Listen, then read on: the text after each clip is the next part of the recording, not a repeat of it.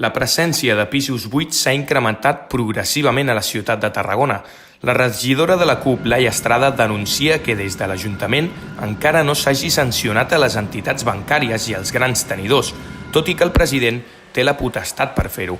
Les multes econòmiques poden oscil·lar entre els 9.000 i els 900.000 euros, una quantitat que podria servir per transformar els pisos buits en habitatges de lloguer social. Però per nosaltres, la problemàtica principal que té a veure amb el fet que no es garanteix el dret a l'habitatge és que no disposem d'un parc públic de lloguer social, és a dir, l'administració no té pisos propis. Estrada afirma que no hi ha una xifra concreta de la quantitat total d'infraestructures buides, una informació que l'Ajuntament hauria de fer públiques. No obstant, concreta les zones més afectades.